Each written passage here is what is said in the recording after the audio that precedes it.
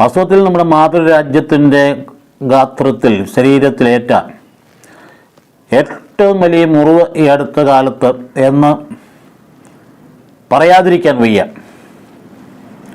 അത്ര ഭീകരമായ ക്രൂരതയാണ് അവിടെ അരങ്ങേറിയതെന്ന് വാർത്തകൾ വഴി മാത്രമല്ല ദൃക്സാക്ഷികളുടെ വിവരണത്തിലൂടെയൊക്കെ നാം മനസ്സിലാക്കി. എത്രയോ 10,000-കണക്കിന് അഭയാർത്ഥികൾ വീട് നഷ്ടപ്പെട്ട് ഭവനങ്ങളില്ലാണ്ടായി ടെൻറ്റുകൾക്ക് കീഴെ ഭക്ഷണവുമില്ലാതെ ഇങ്ങനെ വല്ലാത്ത ഒരവസ്ഥയിലേക്ക് വലിച്ച് ഇഴയ്ക്കപ്പെട്ടു. ലോകത്തിൻ്റെ പല ഭാഗങ്ങളിലും നടക്കുന്നുണ്ട്, അസർബൈജാനിലെ പോലെ തന്നെ നടക്കുന്നുണ്ട്. അപ്പോൾ അവിടെ എല്ലായ്പ്പോഴും ഇങ്ങനെയുള്ള സംഭവങ്ങൾ നടക്കുമ്പോൾ കൂട്ട ബലാത്സംഗങ്ങൾ, മനുഷ്യപ്രകൃതിയുടെ അർത്ഥമ വികാരങ്ങളുടെ ആവിഷ്കാരം പതിവുള്ളൊരു കാര്യമാണ്.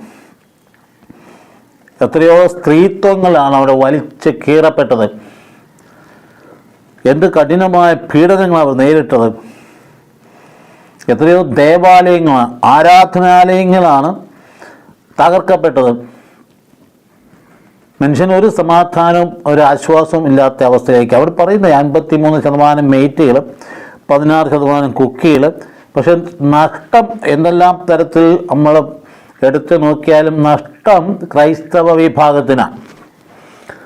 പല റീസൺസൊക്കെ രാഷ്ട്രീയ ഭരണാധികാരികളും ഒക്കെ ഇതിന് വംശീയ വൈരാഗ്യം എന്നൊക്കെ പറയുന്നുണ്ടെങ്കിലും രണ്ട് വിഭാഗത്തിലും പെട്ട മെയ്റ്റുകളിലും കുക്കികളിലും പെട്ട ക്രൈസ്തവ സമൂഹത്തിനാണ് ഏറ്റവും കൂടുതൽ നഷ്ടം എന്നത് എല്ലാവർക്കും വ്യക്തമായൊരു യാഥാർത്ഥ്യമാണ്.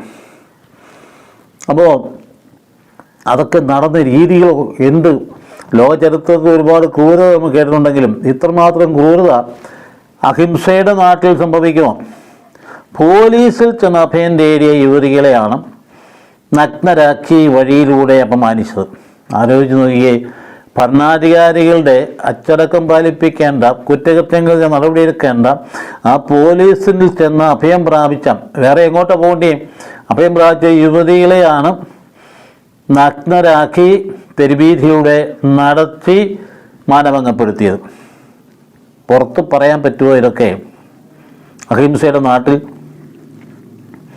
അപ്പം അതുകൊണ്ട് ഇത് നാം വളരെ കൃത്യമായിട്ട് മനസ്സിലാക്കേണ്ട ഒരു സംഗതിയാണ്.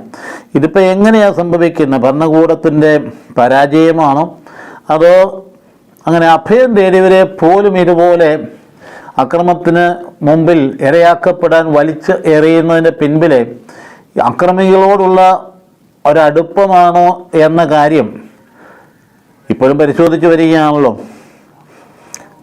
സർക്കാരിന് തന്നെ ആയുധപ്പുരയിൽ നിന്നുള്ള ആയുധങ്ങൾ എടുത്താണ് ഈ അക്രമങ്ങളൊക്കെ നടത്തിയതെന്ന് പറയുമ്പോൾ എവിടാണ് ഈ ഭരണത്തിൻ്റെ ശക്തി നിലനിൽക്കുന്നത്? സർക്കാരിൻ്റെ ആയുധങ്ങളാണ് പ്രജകൾക്കെതിരെ ഉപയോഗിച്ചത്. അപ്പോൾ അതൊരു പരോക്ഷ പിന്തുണയാണോ എന്ന് നമ്മൾ വിധിക്കുന്നില്ല.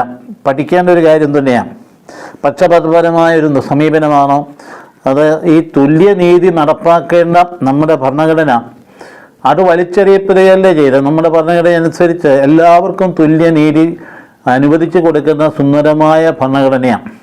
പക്ഷെ ഇവിടെ എന്താ സംഭവിച്ചത്? എന്നിട്ടും ആ ഭരണകൂടത്തെ നിലനിർത്തിക്കൊണ്ട് പോകുന്നു എന്നുള്ളതും ഇപ്പോൾ ഈ പ്രശ്നം പരിഹരിക്കപ്പെട്ടിട്ടില്ല എന്നുള്ളതും നമ്മളെ വേദനിപ്പിക്കുന്ന ഒരു കാര്യമല്ലേ? പീഡനങ്ങൾ ക്രൈസ്തവ സമൂഹത്തെ സംബന്ധിച്ചിടത്തോളം അതിൻ്റെ ചരിത്രത്തിൻ്റെ ഭാഗമാണ്. പക്ഷേ മറ്റ് മനുഷ്യരും പീഡിപ്പിക്കപ്പെടുന്നുണ്ട്. ക്രൈസ്തവർ മാത്രമൊന്നുമല്ല, എല്ലാവരും പീഡിപ്പിക്കപ്പെടുന്നു.